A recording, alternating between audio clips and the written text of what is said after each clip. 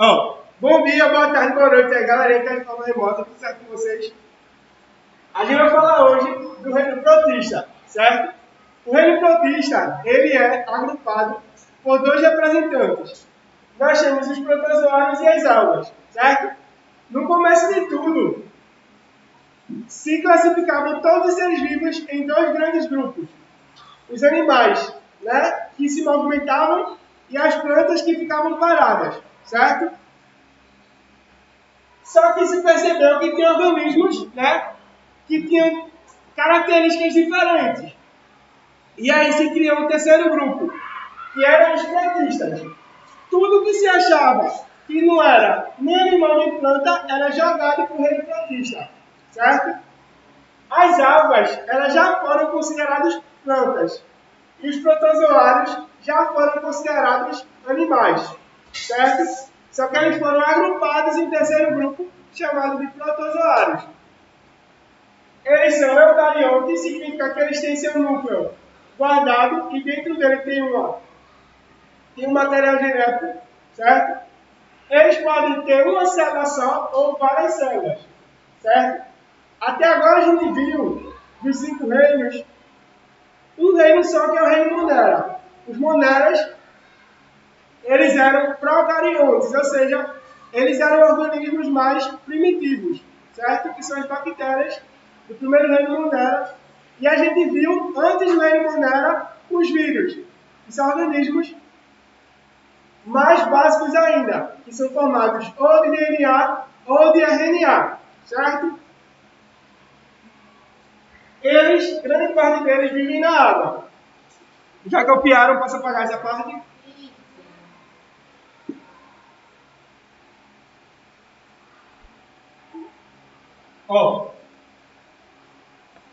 Por ter sido jogados nesse grupo, eles têm características muito diferentes que a gente vai ver agora, certo?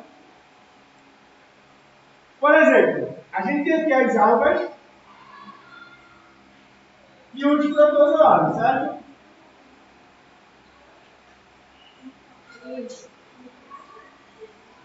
Então a gente pode fazer uma tabela, constituir uma tabela, com as características de ambos. As algas, elas sempre vão ser de vida livre. Certo? Já os protozoários, eles também podem ser, vou botar aqui, BL, vida livre. Certo? Mas eles também podem ser parasitas.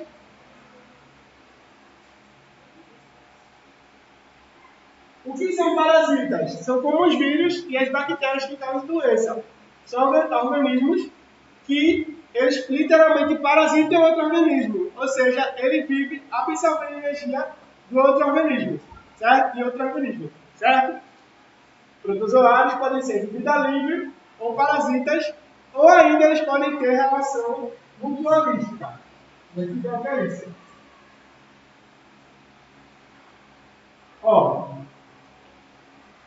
Vocês sabiam que o cupim, ele não consegue digerir madeira? O cupim, ele não consegue digerir madeira, e a madeira não sai das suas fezes. Certo? O que acontece com o cupim? No estômago do cupim, existem protozoários que degradam a madeira. Então, dentro do estômago do cupim, esses protozoários são criados e o cupim come a madeira vai para o estômago do cupim e lá dentro os protozoários é que destroem os E aí o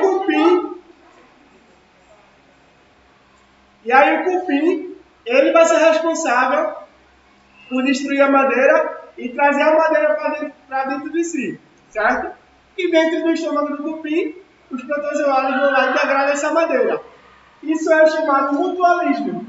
Não tem como esses protozoários viverem sem o cupim e não tem como o cupim viver sem os protozoários, certo? Mutualismo é uma relação ecológica diretamente relacionada, onde um não pode viver sem o outro. Querem ver outro exemplo? As vacas, os animais ruminantes, eles não conseguem degradar a celulose, que é o componente das folhas. Mas mesmo assim eles comem capim. E como é que eles conseguem comer capim? Porque quando eles pegam a folha, dentro de um dos estômagos, né, dos ruminantes, que é chamado de rumen, que é como se fosse o primeiro estômago, eles têm dois estômagos, certo? Um dos estômagos é como se fosse uma capa assim, extremamente protegida, e dentro desse primeiro estômago existem vários e vários protozoários. E esses protozoários, eles se alimentam e eles destroem a celulose da planta que a vaca ou o boi se alimentaram, certo? E aí a vaca, depois que passou pelos protozoários, ela bota o capim para fora, mastiga mais um pouco e depois volta para o segundo estômago, certo? E aí ela consegue degradar todas as folhas que ela comeu, certo? Então, as algas podem ser de vida livre apenas, e os parasitas também podem ser de vida livre, como as amebas.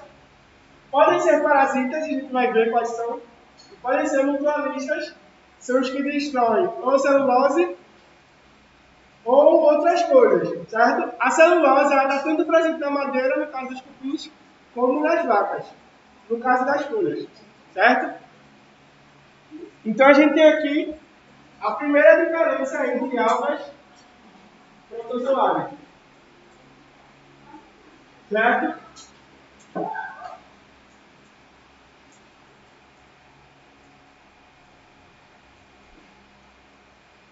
Ó, as algas, elas podem ser macroscópicas, vou botar aqui macroscópicas, ou microscópicas, certo? Já os protozoários sempre vão ser microscópicos. E aí a gente tem a seguinte diferença. Vocês poderiam ter perguntado, quem são as algas? Quem são as algas? As algas são quando a gente vai na praia e a gente vê um monte de coisa parecida com folha, que a gente chama de sargaço. Ou sargaço, né? Você não chama, olha lá o sargaço. Ou aquelas coisas que parecem uva, que ficam boiando no mar. Tudo isso são algas, certo? As algas macroscópicas. São grandes e a gente consegue ver, certo? As algas, elas são autótrofas.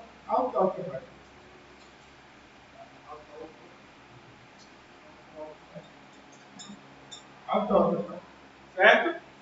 Já os protozoários são heterótrofos.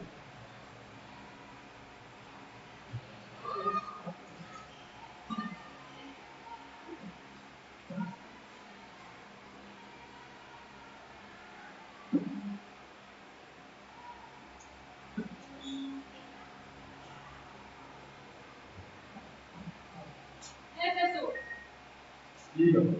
não é essa embaixo de da. Macroscópicos ou microscópicos, certo?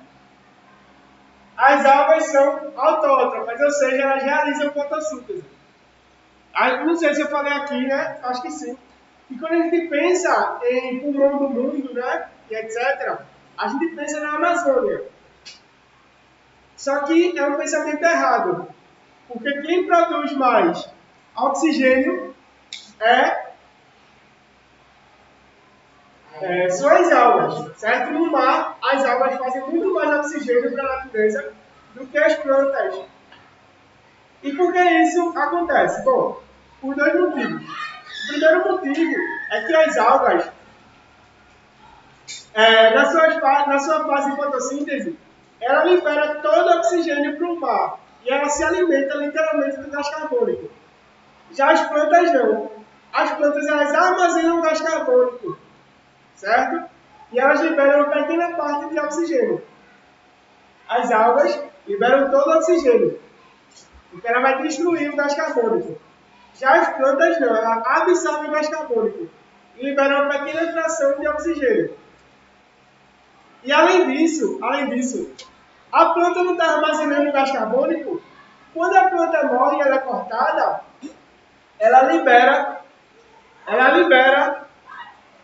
todo o gás carbônico que ela absorveu durante toda a vida dela. Certo? Então, por exemplo, quando a árvore lá na Amazônia de 500 anos é cortada, como o baobá, ela liberou gás carbônico de 500 anos. Então, é muito gás carbônico que uma árvore emite quando ela é destruída. Certo? E aí a gente tem um perigo muito grande com a destruição da Amazônia, além de tudo que a gente já viu no bioma da Amazônia, a gente tem esse perigo que é a liberação de gás carbônico de forma muito exagerada, certo? E aí, já copiaram aqui?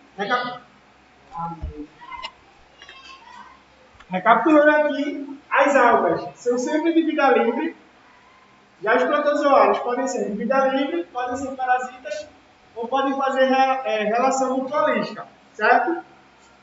As algas podem ser macroscópicas, aqui está resumido, MA de macroscópicas, ou microscópicas, certo? O que, menino? Microscópicas. Protozoários sempre são microscópicos. Algas são autótrofas e protozoários heterótrofos, certo? Algas fazem fotossíntese, protozoários vão em busca do seu alimento, certo? Posso apagar aqui?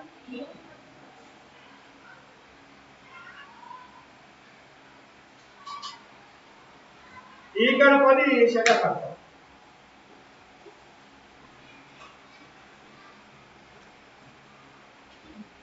Quando ele voltar, vai ter Gabriel para poder ir.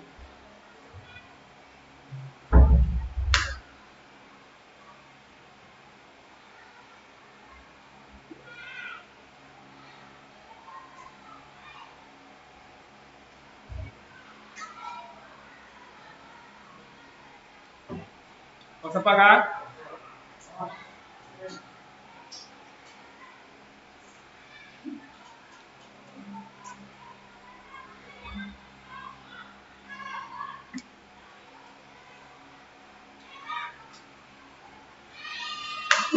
Quem for vir dia 24 para a escola, trazer massa de modelar, certo? E o trabalho.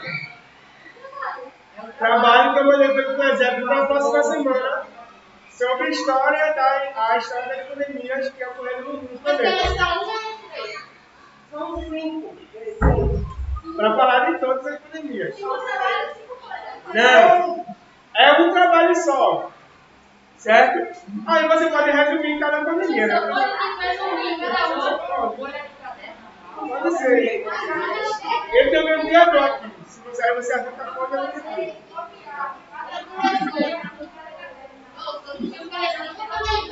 O quê? Você pode falar resumindo de todas, ou pode escolher uma para aprofundar. Eu aceito também. Certo? Pode fazer aí.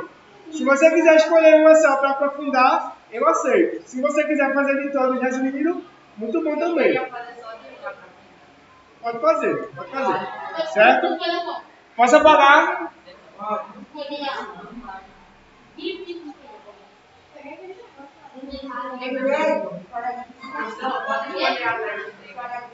Pode. Agora eu quero correr para peste bubônica. Certo?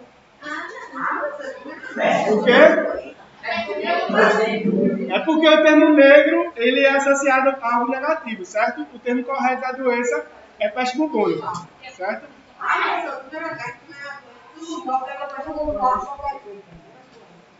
Ó, a gente vai falar agora especificamente das algas, certo? Ó, eu não falei para vocês que as algas podem ser microscópicas ou macroscópicas, então a gente vai dividir as classes das algas nas microscópicas versus as algas macro, certo?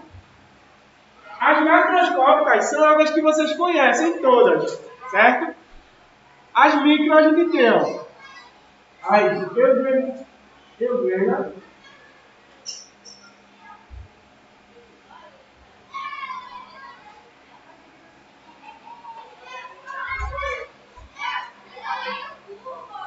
mas alguém quer ir no banheiro e chegar rápido? Pode ir.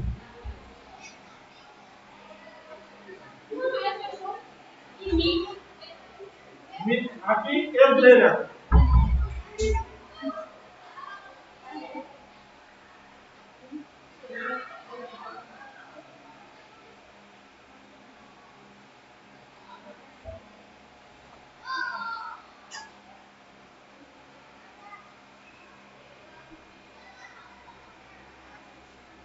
Ó, dentro das microscópicas, a gente tem 3 classes de algas, certo?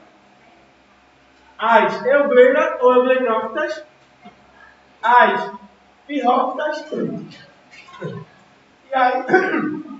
e as bacilaropíceas. Ó, as euglenas são as algas verdes microscópicas responsáveis pela produção de fotossíntese, certo? As pirrófitas são as algas microscópicas vermelhas. Quando as pirrófitas crescem em grande quantidade, a gente tem um fenômeno chamado de maré vermelha, que é quando a parte do mar ele fica totalmente vermelho, certo? Aí você pode perguntar, mas professor, se eu for à praia e tiver a água toda vermelha, eu posso tomar banho ali? E aí, a água vermelha, vocês podem tomar banho? Não pode.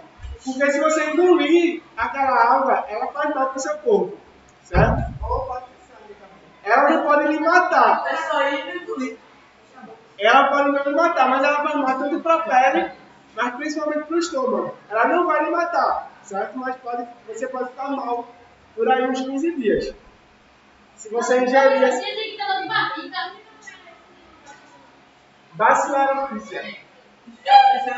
Bacilaropícia. Bacilaropícia. O quê? Já, várias vezes. Professor, e se não vai começar algo assim, vai entrar? Não, né? Também não. Porque aí pode ter algum ataque de tubarão, né? Ó. Deixa eu contar uma curiosidade aqui pra vocês. Quer falar, meu Deus? O que, menino? Pirrópita. Pirrópita. Pirrophis.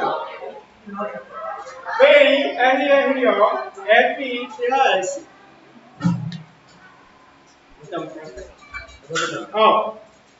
Quando a gente vai fazer hemodiálise, né? O que é hemodiálise? É quando a pessoa perde o rim, certo? Qual a função do rim? É filtrar o sangue. E aí, quando a pessoa perde o rim, ela precisa fazer hemodiálise, que basicamente é: você vai pegar um tubo de sangue numa parte do corpo, passar pela máquina de hemodiálise e o sangue vai voltar limpo na outra parte, certo? E aí, e isso é todo o sangue, acho que é um processo de 2 horas. E aí esse sangue, ele é misturado a uma água pura dentro da máquina de hemodiálise. Só que veja o que aconteceu aqui em Pernambuco, em Camaragibe, na década de 80. As pessoas, né, na época não tinham tanto conhecimento disso. Pegaram a água de um lago. Fala. Aí é segredo. Mas aí eu posso estudar, não? Você não estuda história que aconteceu lá? Ó, e aí... Fale, Pedro.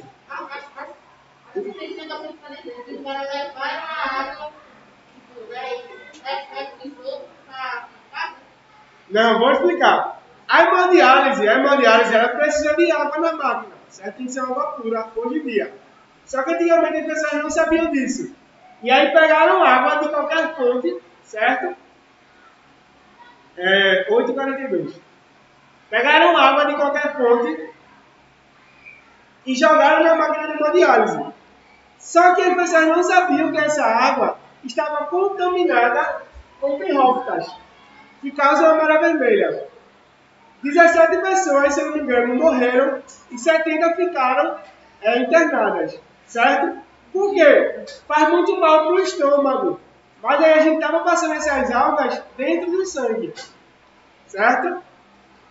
E aí depois disso, foi que começou a se ter muitos testes aí na água. E aí tiveram empresas como a Compesa e tal, e que fazem tudo aquilo que a gente estudou lá no começo do ano sobre tratamento de água. Se lembram? Que a gente estudou bem detalhadozinho sobre tratamento de água. começou a se ter mais cuidado com a água por conta disso. Certo? Isso aqui foi em Pernambuco, em Camaragibe. No estado de Camaragibe isso aconteceu. Certo? Camaragibe é um prato cheio para quem gosta de estudar doença, né? Porque a gente tem aqui ó, o desenvolvimento da zika, chikungunya, caso de dengue. Teve esse caso em Camaragibe, várias outras doenças aí que sempre aparecem. Né? É muito bom para quem gosta de estudar doenças. No meio dos cientistas, existe a área, né, que estuda essa doença, né, que é chamada de patologia.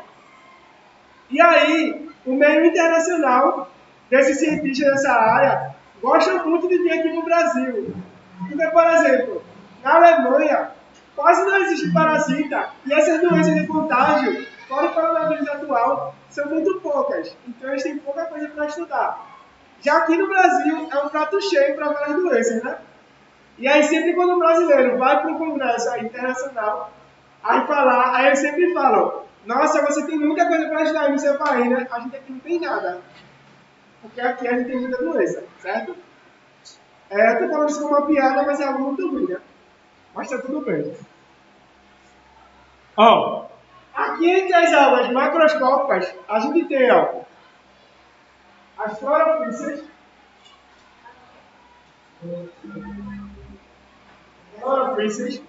a gente tem as rotofíceas,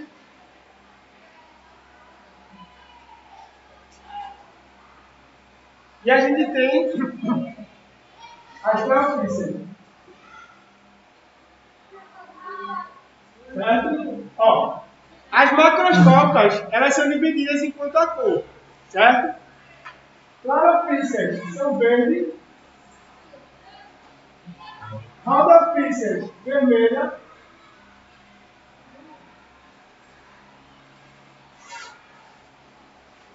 e ferrofíceas marrons. Então, quando vocês vão na praia, vocês veem na praia algas verdes, algas vermelhas e algas marrons. O marrom é chamado de marrom dourado. Certo? A alga marrom dourada, que são as ferrofíceas. Certo? As hemofíceas, que são aquelas que parecem uva, e vocês estouram, são clorofíceas. Sim. Muita gente quando vai no mar estoura. Que parece uva. Aquilo ali serve assim, elas não fazem fotossíntese, elas inflam aquelas cápsulas, né, para poder fazer fotossíntese, certo? E para a planta do mar poder fazer fotossíntese, certo? Valeu.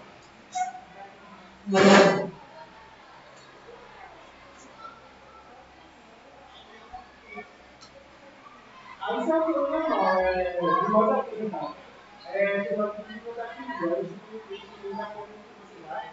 e a estimula a liberação de cálcio, e cálcio faz você secar a água. Aí ela perde água para poder secar.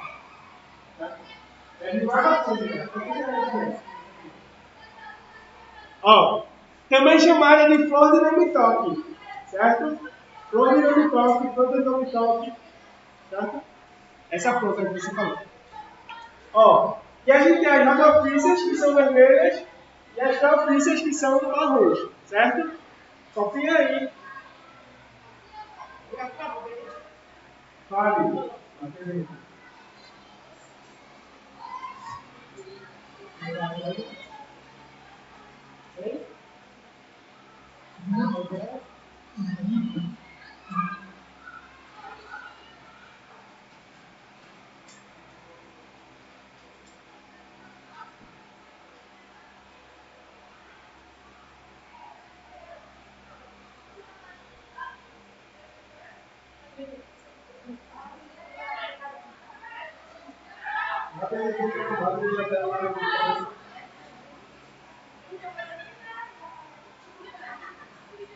Vale.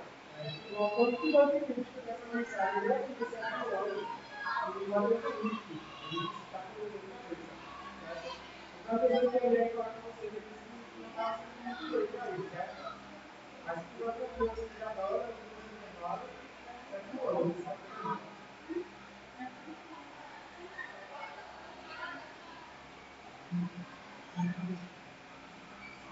Copiaram?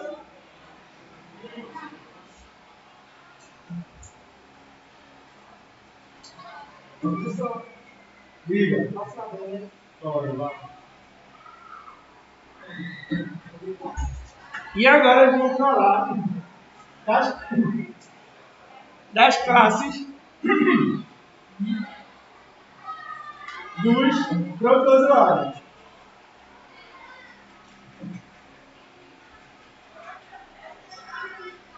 Certo? Ó, as algas, elas são classificadas enquanto sua cor.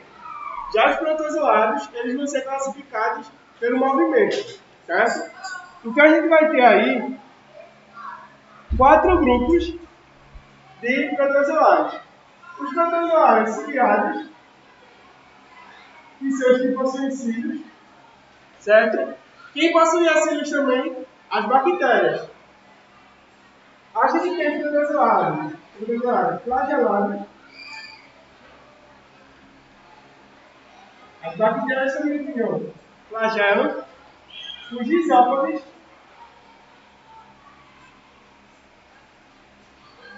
e a picomplexa. Pessoal, fala um pouquinho devagar, pessoal. Calma. Ó, Esse ano mudo. apicomplexa. Apicomplexa. Apicomplexa. A-P-I-C-O-M-P-L-E-X-A.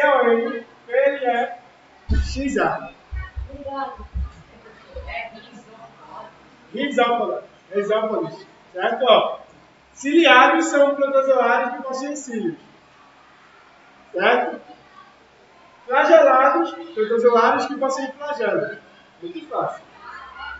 Rizópolis são o que vocês conhecem como ameba. Certo? São protozoários que se movimentam a partir como se fosse a gelatina andando. Certo? Eles se movimentam a partir Eles fazem como se fosse uma crista gelatinosa pelo caminho, certo? E eles vão se movimentando. Essa parte como se fosse uma aba mesmo, bem molezinho, e ele vai se movimentando. É chamado de rizópode, certo? A ameba. E os apicomplexa são protozoários que não têm movimento nenhum. Eles são protozoários parados, certo? Eles não conseguem se movimentar sozinhos. Recapitulando, os protozoários são classificados de acordo com o movimento. Se ele se movimenta pelo cílio, ciliados. Se ele se movimenta pelo flagelo, flagelados. Se ele se movimenta de forma igual a ameba, rizópolis. Se ele não tem movimento, apicomplexa.